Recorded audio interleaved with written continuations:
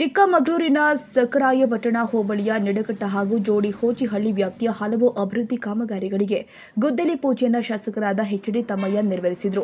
ಗುದ್ದಲಿ ಪೂಜೆ ನೆರವೇರಿಸಿ ಮಾತನಾಡಿದರು. 2 ಗ್ರಾಮ ಪಂಚಾಯತ್ನ ಸಿಸಿ ರಸ್ತೆ, ಸಮುದಾಯ ಭವನ ಸೇರಿ ಸುಮಾರು 4 ಕೋಟಿ ವೆಚ್ಚದ ವಿವಿಧ ಕಾಮಗಾರಿಗಳಿಗೆ ಭೂಮಿ ಪೂಜೆ ಮಾಡಲಾಗಿದೆ ಎಂದು ಮಾಹಿತಿ ಹಂಚಿಕೊಂಡಿದ್ದಾರೆ. ಇವತ್ತು ನಡೆಯುವ ಈ ಒಂದು 2 ಗ್ರಾಮ ಪಂಚಾಯತಿ ಜೋಡಿ ಹೋಚಿಹಳ್ಳಿ, ನಿಡಘಟ್ಟ ಪಂಚಾಯಿತಿ ವ್ಯಾಪ್ತಿನಲ್ಲಿ 2 ಕೋಟಿ 30 ಲಕ್ಷ ರೂಪಾಯಿ ಕಾಮಗಾರಿಗಳಿಗೆ ಚಾಲನೆ ಕೊಟ್ಟಿದ್ದೀವಿ. ಜೋಡಿ ಹೋಚಿಹಳ್ಳಿ ಪಂಚಾಯತಿನಲ್ಲಿ 1 ಕೋಟಿ 17 ಲಕ್ಷ ರೂಪಾಯಿಗೆ ಚಾಲನೆ ಕೊಟ್ಟಿದ್ದೀವಿ. ಒಟ್ಟು 2 ರಿಂದ 3 ಕೋಟಿ 40 ಲಕ್ಷ ರೂಪಾಯಿ ಅಷ್ಟು ಅನುದಾನ ಚಾಲನೆ ಕೊಟ್ಟಿದ್ದೀವಿ.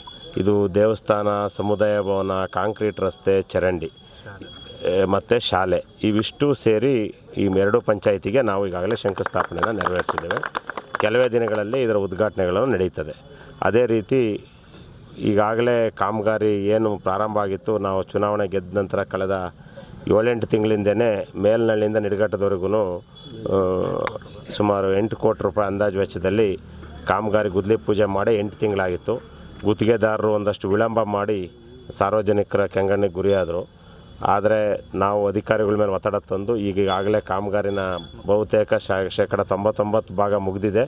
ಕೇವಲ ವೈಟ್ ಟ್ಯಾಪಿಂಗ್ ಮಾತ್ರ ಉಳಿದಿದ್ದು, ಆ ರಸ್ತೆನೂ ಸಹ ಇವತ್ತು ಸಾರ್ವಜನಿಕರಿಗೆ ಸಮರ್ಪಿಸಿದ್ದೀವಿ ಅಂತ ಹೇಳ್ತಾ, ಮುಂದಿನ ದಿನದಲ್ಲಿ ಮತ್ತೆ ಹೆಚ್ಚು ಅನುದಾನವನ್ನು ತರುವಂಥ ಕೆಲಸವನ್ನು ಮಾಡ್ತೇವೆ. ಈ ಭಾಗದ ಏನು ಬಯಲುಸೀಮೆ ಭಾಗದ ಸಕರಾಪಟ್ಟಣ ಮತ್ತು ದೇವನೂರು ಜಿಲ್ಲಾ ಪಂಚಾಯಿತಿ ವ್ಯಾಪ್ತಿನಲ್ಲಿರ್ತಕ್ಕಂಥ 2 ಭಾಗದ ಏನು ಮತ್ತು ಲಕ್ಕೆ ಹೋಬಳಿ ಈ ಭಾಗದ ಕೆರೆ ತುಂಬಿಸುವ ಯೋಜನೆಗೂ ಸಹ ಚಾಲನೆ ಕೊಟ್ಟಿದ್ದೀವಿ.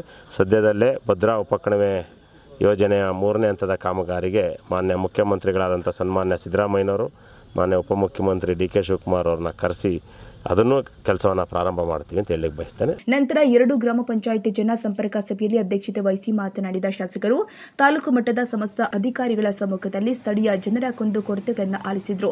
ಕುಡಿಯುವ ನೀರು, ವಿದ್ಯುತ್ ಸಮಸ್ಯೆ ಸೇರಿ ಹಲವು ಸಮಸ್ಯೆಗಳ ಬಗ್ಗೆ ಸಭೆಯಲ್ಲಿ ಚರ್ಚೆ ಮಾಡಿದರು. ಈ ಇಡೀ ರಾಜ್ಯದಲ್ಲಿ ಒಂದು ಹೊಸ ಯೋಜನೆ ಜನಸಂಪರ್ಕ ಸಭೆನ ಮಾಡಬೇಕು ಅನ್ನೋ ದೃಷ್ಟಿನಲ್ಲಿ ಪ್ರಾರಂಭ ಮಾಡಿದಂತ ಒಂದು ಬಹಳ ಅಪರೂಪದ ಯೋಜನೆ ಈ ಜನಸಂಪರ್ಕ ಸಭೆ. ರಾಜ್ಯದಲ್ಲಿ ಮಾನ್ಯ ಮುಖ್ಯಮಂತ್ರಿಗಳು ಜನಸಂಪರ್ಕ ಸಭೆನ ಉದ್ಘಾಟನೆ ಮಾಡಿ ಎಲ್ಲ ಜಿಲ್ಲೆಗಳಲ್ಲಿ ಆಯಾ ಜಿಲ್ಲೆ ಉಸ್ತುವಾರಿ ಸಚಿವರು ಉದ್ಘಾಟನೆ ಮಾಡಿದ್ರು. ನಮ್ಮ ಚಿಕ್ಕಮಗಳೂರು ಜಿಲ್ಲೆಯಲ್ಲೂ ಸಹ ನಮ್ಮ ನೆಚ್ಚಿನ ಉಸ್ತುವಾರಿ ಸಚಿವರಾದ ಜಾರ್ಜ್ ಸಾಹೇಬರು ಈ ಜನಸಂಪರ್ಕ ಸಭೆನ ಉದ್ಘಾಟನೆಯನ್ನ ಮಾಡಿದ್ರು. ತದನಂತರ ಎಲ್ಲ ವಿಧಾನಸಭಾ ವ್ಯಾಪ್ತಿನಲ್ಲಿ ಆ ಶಾಸಕರು, ನಮ್ಮ ಚಿಕ್ಕಮಗಳೂರು ಜಿಲ್ಲೆಯ 5 ವಿಧಾನಸಭಾ ಕ್ಷೇತ್ರದ ಶಾಸಕರು ಜನಸಂಪರ್ಕ ಸಭೆನ ಮಾಡಬೇಕು ಅನ್ನೋದು ಸರ್ಕಾರದ ಉದ್ದೇಶ. ಆ ನಿಟ್ಟಿನಲ್ಲಿ ಈಗಾಗಲೇ ತಾಲೂಕು ಮಟ್ಟದಲ್ಲಿ ಜನಸಂಪರ್ಕ ಸಭೆ ನಡೆದ್ರು ಅದನ್ನ ಹೋಬಳಿ ಮಟ್ಟಕ್ಕೆ ಮತ್ತೆ 2 ಪಂಚಾಯಿತಿಗಳ ಒಟ್ಟೊಟ್ಟಿಗೆ ಸೇರಿ ಮಾಡುವಂತಹ ಜನಸಂಪರ್ಕ ಸಭೆನ ಈಗಾಗಲೇ ನಾವು ಪ್ರಾರಂಭ ಮಾಡಿ ಮುಕ್ತಾಯ ಹಂತದಲ್ಲಿದ್ದೇವೆ. ನಮ್ಮ ಕ್ಷೇತ್ರದ 34 ಪಂಚಾಯಿತಿಗಳಲ್ಲಿ ಬಹುತೇಕ ಪಂಚಾಯಿತಿಗಳಲ್ಲಿ ಜನಸಂಪರ್ಕ ಸಭೆ ಮುಕ್ತಾಯ ಹಂತದಲ್ಲಿದೆ. ಈ ಜನಸಂಪರ್ಕ ಸಭೆ ಮಾಡುವ ಉದ್ದೇಶ ನಮ್ಮ ಸರ್ಕಾರದ್ದೇನು ಅಂತ ಹೇಳಿದ್ರೆ, ಜನಸಾಮಾನ್ಯರಿಗೆ ಸರ್ಕಾರದ ಯೋಜನೆಗಳು ಸುಲಭವಾಗಿ ಸಿಗಬೇಕು.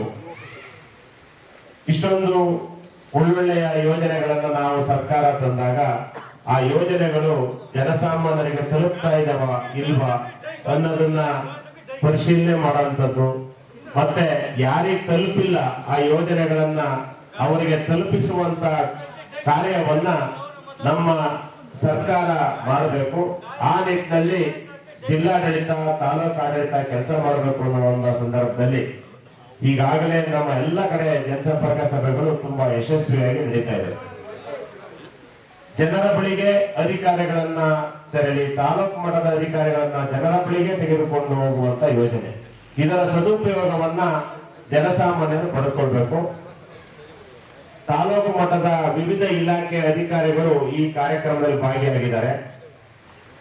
ಆ ಇಲಾಖೆಗೆ ಸಂಬಂಧಪಟ್ಟಂತ ನಿಮ್ಮ ಅಹವಾಲನ್ನ ಈಗಾಗಲೇ ಅರ್ಜಿಯನ್ನ ಗ್ರಾಮ ಪಂಚಾಯತಿ ಪಿಡಿಒಗಳು ಅಧಿಕಾರಿಗಳು ಸ್ವೀಕಾರ ಮಾಡಿದ್ದಾರೆ. ಆ ನಿಮ್ಮ ಅರ್ಜಿಗಳು ಅದು ತಾಲೂಕ್ ಕಚೇರಿಗಿರ್ಬೋದು, ತಾಲೂಕ್ ಪಂಚಾಯತಿಗಿರ್ಬೋದು, ಆರೋಗ್ಯ ಇಲಾಖೆಗಿರ್ಬೋದು, KSRTCಗಿರ್ಬೋದು, ಬೆಸ್ಕಾಮಿಗಿರ್ಬೋದು, ಯಾವ ಇಲಾಖೆಗೆ ನೀವು ಅರ್ಜಿ ಕೊಟ್ಟಿರ್ತೀರಿ ಆ ಅರ್ಜಿಗಳನ್ನ ಈಗ ನಿಮ್ಮ ಎದುರುಗಡೆ ಸಂಬಂಧಪಟ್ಟ ಅಧಿಕಾರಿಗಳಿಗೆ ಅರ್ಜಿಯನ್ನ ಕೊಟ್ಟು ನಿಮ್ಮ ಸಮಸ್ಯೆನ ಬಗೆಹರಿಸುವ ಪ್ರಾಮಾಣಿಕ ಪ್ರಯತ್ನವನ್ನು ನಾವು ಮಾಡ್ತೇವೆ. ಬಹುಶಃ ಕೆಲವು ಏನಾದರೂ ಒಂದಷ್ಟು ಕಾನೂನು ತೊಡಗಿರ್ತಕ್ಕಂಥವನ್ನ ಮಾತ್ರ ಬಗೆಹರಿಸಕ್ಕಾಗಲ್ಲ. ಕಾನೂನು ತೊಡಗಿಲ್ಲದೆ ಇರ್ತಕ್ಕಂಥ ಬಹುತೇಕ ಅರ್ಜಿಗಳನ್ನ ಕೆಲವರು ಕಚೇರಿಗಳಿಗೆ ಕೆಲವು ಅರದು ಸುಸ್ತಾಗಿರ್ತೀರಿ, ಅದನ್ನ ಇಲ್ಲೇ ಬಗೆಹರಿಸುವ ಕೆಲಸವನ್ನ ನಾವು ಮಾಡ್ತೇವೆ. ಬ್ಲಾಕ್ ಮಾಡಿದ್ದಾರೆ, ಡ್ರೈನೇಜ್ಗಳಿಲ್ಲ, ಮಳೆಗಾಲದಲ್ಲಿ ಬಂದಾಗ ನೀರನ್ನು ಬಳಕೆ ಇರ್ತವೆ, ಬಳಕೆ ನೀರು ಆವಿಂದ ಕೊಟ್ಟಿದ್ದೀವಿ ಸಲುವಾಗಿ ನಾವು ರೋಡು ಬ್ಲಾಕ್ ಆಗಿದೆ, ಅದೊಂದು ಇದು ಮಾಡಿ 2 ತಿಂಗಳಾಗಿಲ್ಲ ಬಂದ್ ಮಾಡಿ ಸಂಚಿನ ಹಬ್ಬ ಹಾಕಿ ಎಲ್ಲ ರೆಡಿ ಮಾಡಿದ್ದಾರೆ. ಅವರು ನಮ್ಮದೇ ಜಾಗ ಅಂತ ಕೇಳಪ್ಪ ಅಂದ್ರೆ ಅದೊಂದು ಸಮಸ್ಯೆ ಬಗೆಹರಿಸ್ಕೊಡ್ಬೇಕು. ಆ ಜಾಗದ ದಾಖಲೆ ಯಾರ ಹೆಸರಿದೆ? ಕುಮಾರ್ ಅಲ್ಲಿ ಇವ್ರು ಇಲ್ಲಿವರೆಗೂ ಅಲ್ಲೇ ಓಡಾಡ್ತಾ ಇದ್ರು. ಮತ್ತೆ ಇವ್ರಿಗೆ ದಾರಿ ಬಿಡಿಸ್ಕೊಡಿ ತಹಶೀಲ್ದಾರ್ ಇವರು. ಆಯ್ತು, ಇಲ್ಲಿವರೆಗೂ ಅವ್ರು ಬಂದ್ ಮಾಡಿಲ್ಲ, ಈಗ ಮನೆ ಕಟ್ಕೊಂಡು ಓಡಾಡ್ತಾ ಇದಾರೆ. ಇವರಿಗೆ ಆಗ್ತಂದ್ರೆ ಕೊಡ್ತಾರೆ ಅವರು, ಅವ್ರದೇ ಜಾಗ. ಅದು ಮಿಸ್ಟೀಸ್ ಹಾಕ್ಬಿಟ್ಟಿದ್ರು.